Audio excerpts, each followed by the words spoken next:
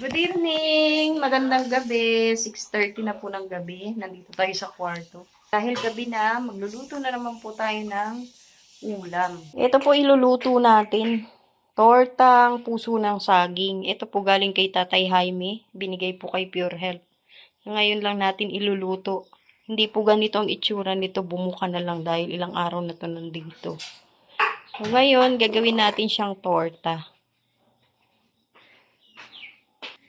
At ang una nating gagawin, tatanggalin natin yung mga hindi natin kailangan.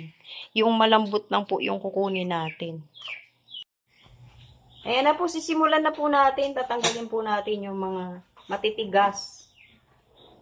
Kagaya nito. Ay, nabubulok na oh.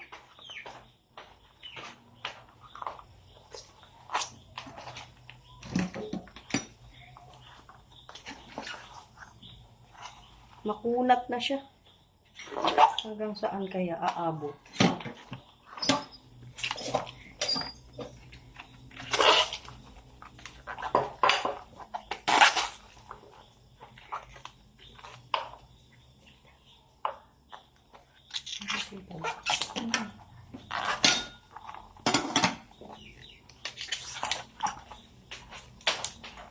Ang laki ng ang laki ng puso ng saging pero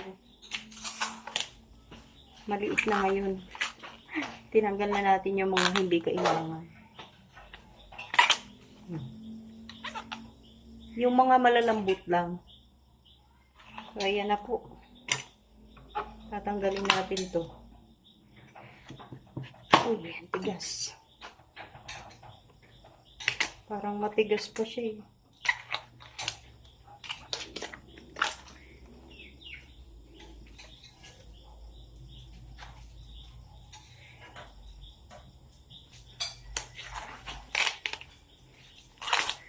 Sarap to sa kare-kare.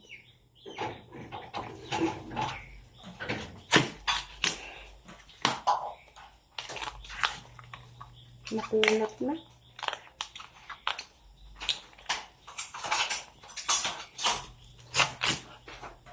Wala na natira.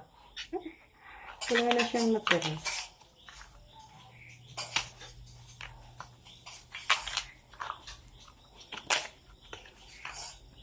Yes. So, ito na. Ito na yung pinakamalambot. Ngayon po, hihiwain natin siya. Hihiwain na natin yung puso ng saging. Maliliit lang na hiwa. So, yan na. Hihiwain na natin ng pagganito.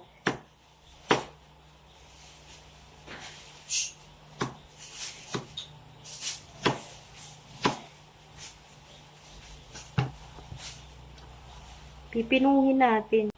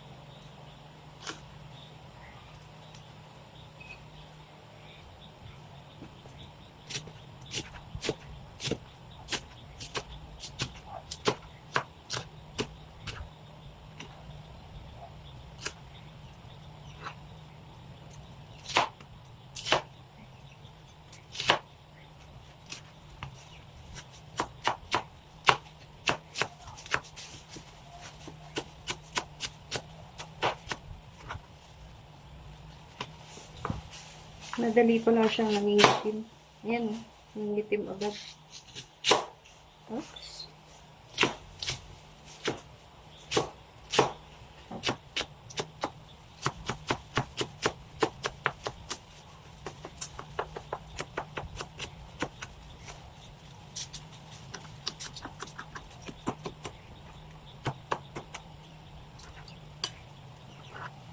Ito na po yung nahiwa nating puso ng saging. Mas marami pa po yung basura kaysa sa nakuha natin. Ngayon na malalagyan po natin siya ng asin. Yan, lalagyan na po natin ng asin. Yun. Tapos, hayaan lang po muna natin siya. Tapos, mamaya po pipigain natin. So, halu-haluin natin ganun. Para yung asin mapunta sa ilalim. May mga malalaki pang hiwa, oh. Maganda kong pino. Yan, habang binababad natin siya sa asin, ililigpit muna natin tong mga basura.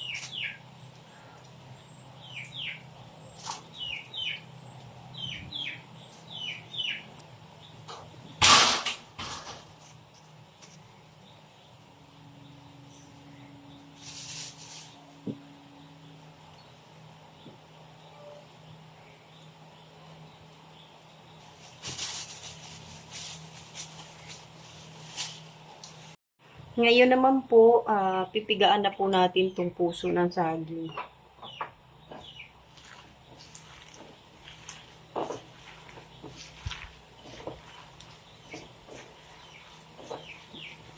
Ayan, oh.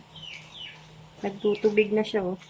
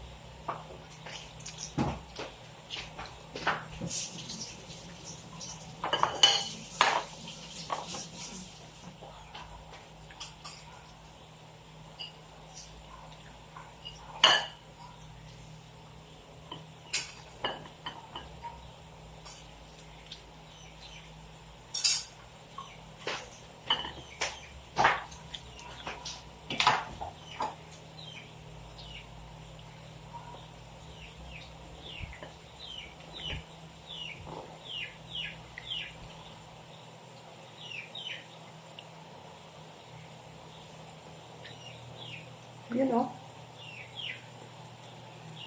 So, ito na po yung napigaan natin. Ganito lang po siya karami. Oh, tingnan nyo yung katas, oh. Dahil napiga na po natin, huhugasan natin. Para matanggal yung alat. Kasi titimplahan natin siya. Kahit isang beses lang.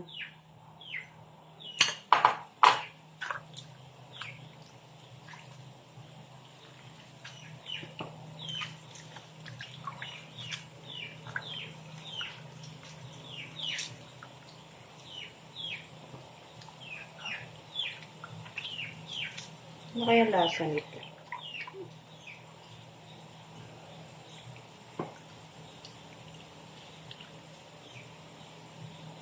Ito lang po yung nakuha natin sa puso ng saging. Piniga natin ng husto. Tinanggalan talaga natin ng tubig. Ngayon dito naman po sa ilalagyan na to, Magtitimpla na po tayo ng, ng harina. Para po maging okay na yung ating puso ng saging. Ito po yung kailangan natin. Harina. Gupitin.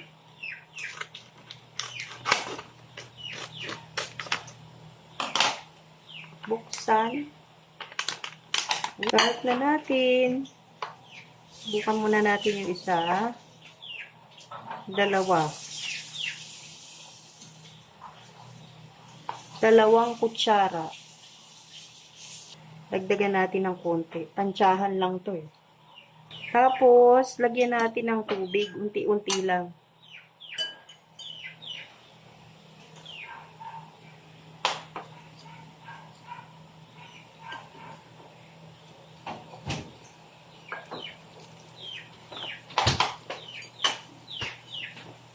Parang ang konti.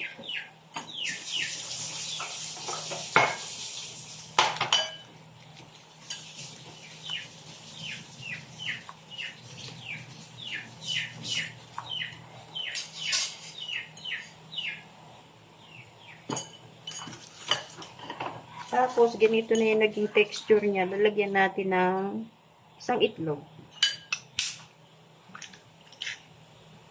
Parang hotcake lang.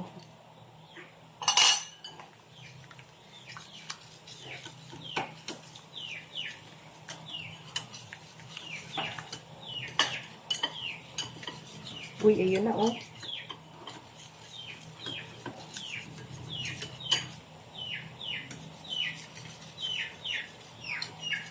Parang lumambot siya.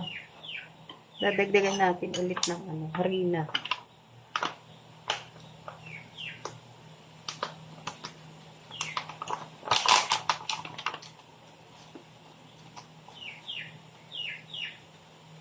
Isang ganito pa. Sasaluin natin. Kasi kailangan medyo malapot. Tapos, hahaluan natin ito. San Marino.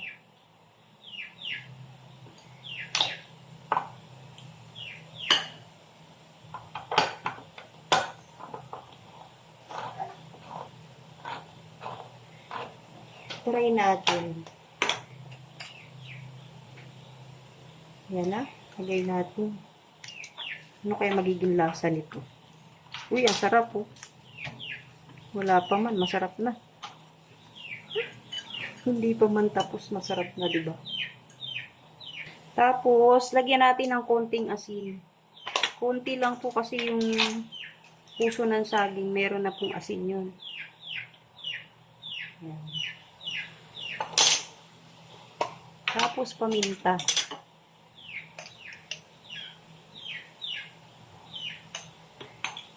Hinahangin. Sasaluin natin ulit.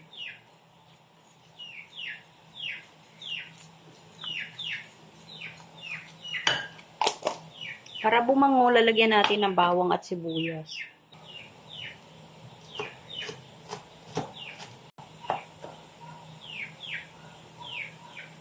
Yan, hiniwa natin yung bawang ng maliliit.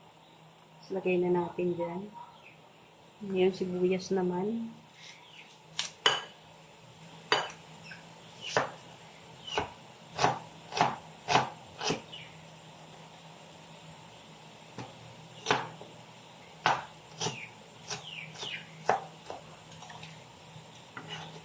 Yan.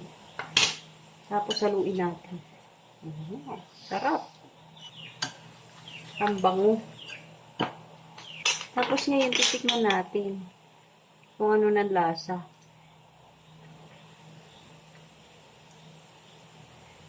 Okay na. Ngayon, dahil natimpla na po natin to, ilalagay na natin itong puso ng saging.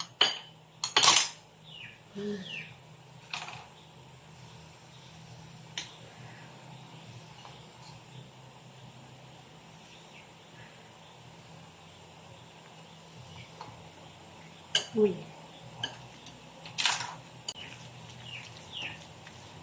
Okay na. Tapos ngayon, ipiprito na natin. Diba? Ganyan po ang naging itsura niya. Mukha namang magdidikit-dikit eh. O, di ba? Ayan na, umusok na yung kawali natin. Lalagyan na natin ng mantika.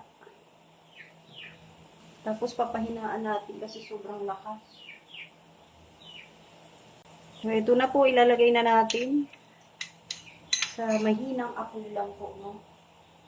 Apoy na matay.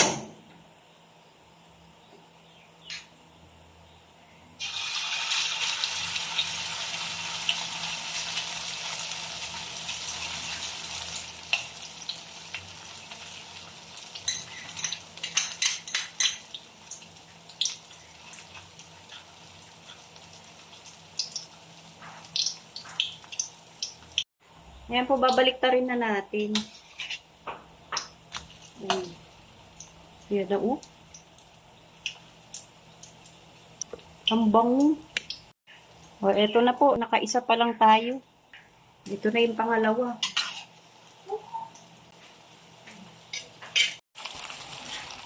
Hoy, konti na lang po matatapos na tayo. Kaya na pinalapad ko siya, o, diba? Ito na po yung naluto natin. Tapos medyo pinalakasan ko yung apoy para mabilis. Luto na po lahat. Ito po yung naluto natin lahat. Tapos na po tayo magprito. Gagawa na lang po tayo ng suka. Gagawa na lang po tayo ng sausawan. Ito na po, nakagawa na po tayo ng sausawan. Pwede na po tayong kumain. Maraming salamat po sa lahat ng manonood at shoutout po sa inyong lahat. Magandang gabi po. God bless po. Mabuhay.